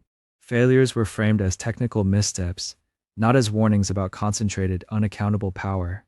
The Bay of Pigs became a lesson in the need for firmer presidential resolve, not a reason to question the underlying model of off-the-books regime change. By then, the edifice he had labored to construct no longer depended on his direct command. The CIA, the National Security Council, special operations units, classified budgets, liaison networks with foreign services, all of it moved on under new managers. Yet the worldview that had guided its growth, the assumptions about who should know what and who should decide what the public could handle, remained remarkably intact. Dulles, removed from office but still listened to, stood as a reminder of how durable those assumptions were. His story after the firing raises a larger question that reaches beyond one man's career. When officials who have presided over secret policies leave their posts, do they really leave their power behind? Or do they, like Dulles, migrate into a different kind of authority, less visible, less accountable, but still central in shaping what counts as truth? The answer, in his case, suggests that the end of a tenure is not necessarily the end of an empire. It is a change in vantage point, from which the work of guarding that empire continues. By the time Allen Dulles died in 1969, the system he had helped design was entering a new phase. The early triumphalism of post-war covert action was fading. The coups and clandestine campaigns of the 1950s and early 60s were no longer just classified entries in internal files. They were becoming lived realities for millions of people abroad, and slowly, sources of unease at home. The shadow empire that had seemed, in its own narrative, like a nimble extension of American power was beginning to show its costs. One cost was borne by democracy itself, starting at the top. Dulles had accustomed presidents to a peculiar kind of power, the ability to move pieces on the global board without consulting Congress, without open debate, and often without leaving fingerprints. Eisenhower embraced that model. Kennedy tried to ride it and got thrown. Johnson and Nixon inherited not just an agency but a habit, reaching for the hidden lever when the visible ones seemed too slow or politically inconvenient. That habit reshaped the presidency. It encouraged a view of the office as custodian of two parallel foreign policies, one for public consumption and one hidden in classified annexes, deniable cables, and informal understandings. The more that second track flourished, the more ordinary checks and balances were treated as a nuisance to be worked around.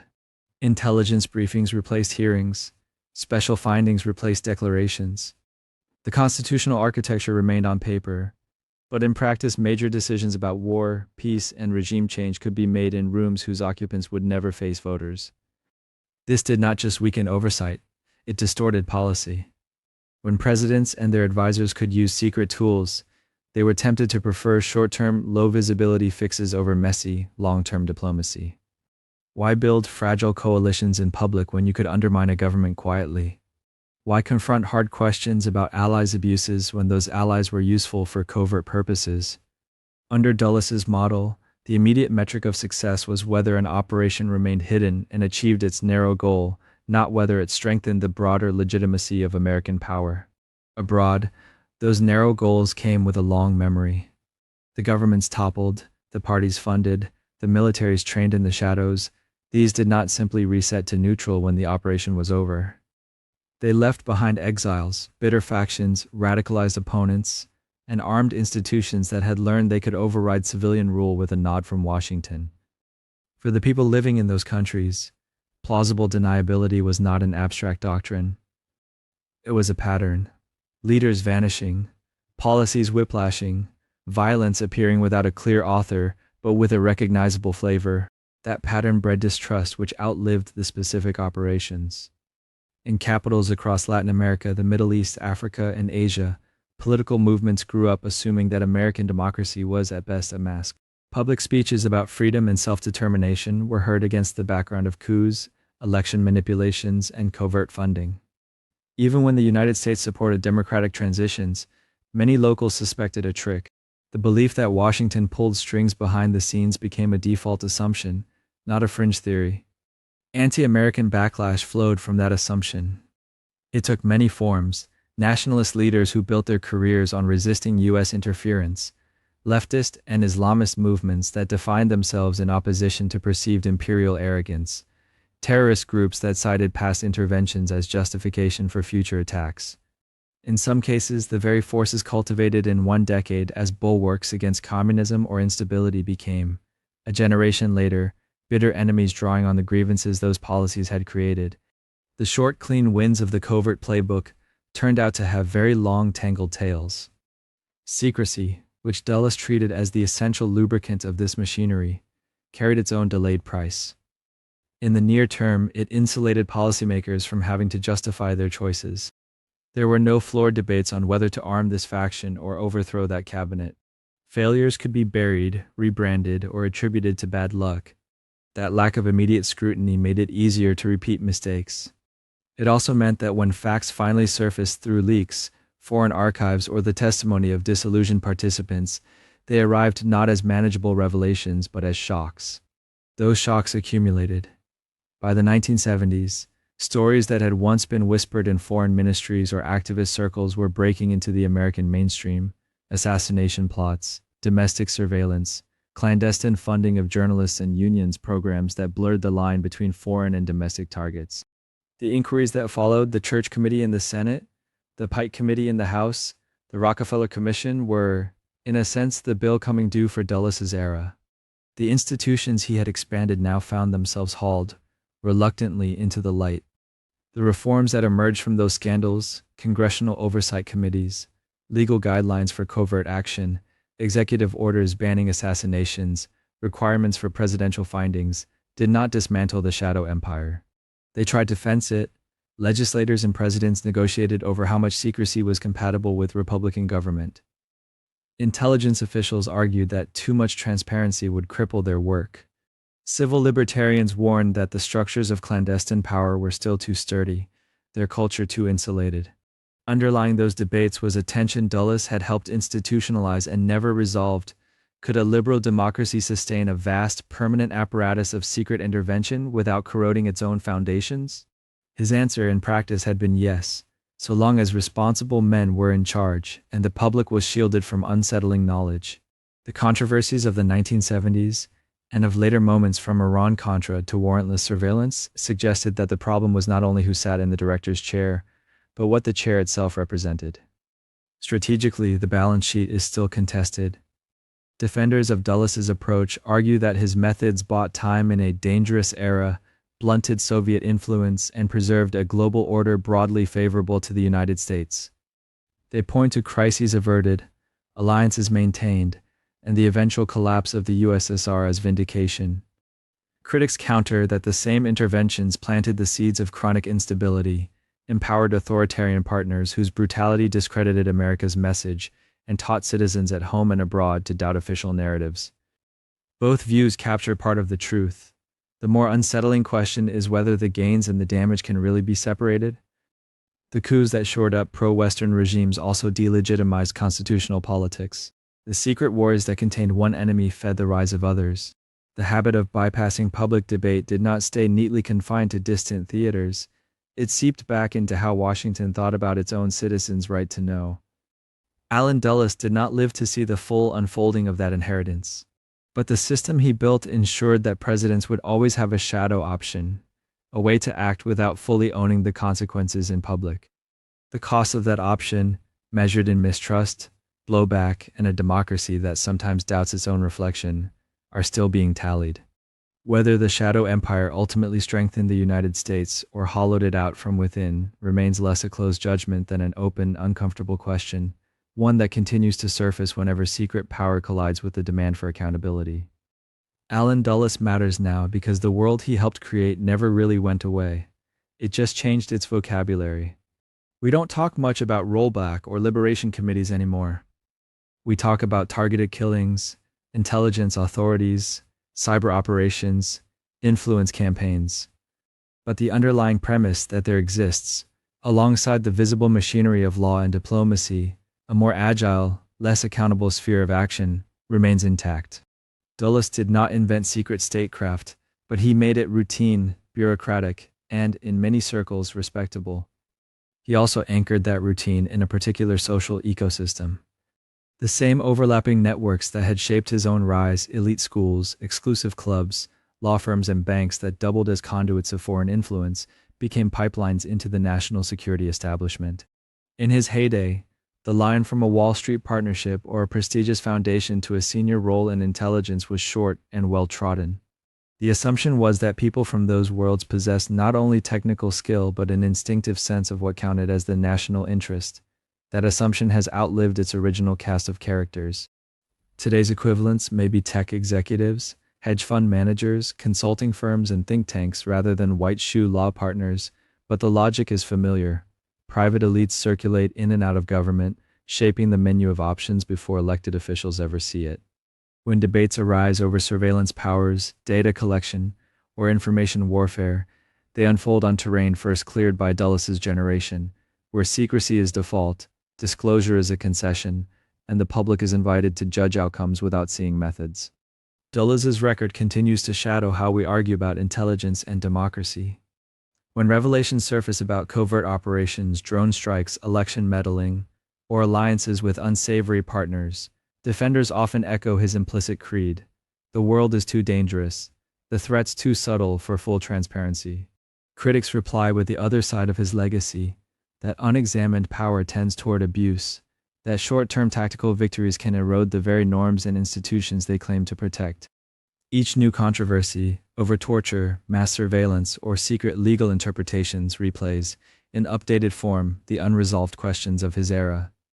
He also endures as a symbol in arguments about American power itself. For those who view U.S. primacy as a stabilizing force, his story can be read as an example of grim but necessary choices made in a brutal century. For those who see an empire in denial, he embodies the gap between American rhetoric and behavior, the confidence that a small circle could decide which governments were acceptable and which had to go.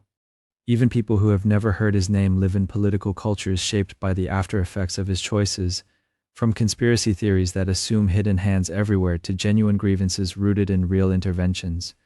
The most important reason Dulles still matters is the tension his career crystallizes but never resolves. On one side is the claim that certain kinds of security can only be achieved in the dark, through secrets closely held, operations never acknowledged, decisions made by insiders who trust one another more than they trust the public. On the other side is the insistence that a republic cannot indefinitely outsource questions of war, peace, and regime change to an invisible government without hollowing out its own promise. That tension is not abstract. It surfaces when classified programs are exposed, when citizens learn that their communications have been swept up, or that wars have been waged under authorities they never knew existed. It shapes how other countries interpret American actions as the conduct of an open society bound by rules, or of a great power comfortable bending rules in the shadows. Each new crisis in terrorism, great power rivalry, or technological disruption tempts leaders to lean further into the Dulles model, to trust that the right people with enough secrecy can manage the danger. Remembering Allen Dulles is not about rehearsing Cold War plots for their own sake. It is about recognizing that the architecture he helped build still frames our choices. The question his life leaves us with is whether we are willing to keep living inside that framework, accepting a permanent gap between what is done in our name and what we are allowed to see, or whether we can imagine forms of security that do not require so much of our consent to be given in the dark. His legacy is not just the shadow empire he tended, but the mirror it still holds up to how much secrecy a democracy is prepared to bear.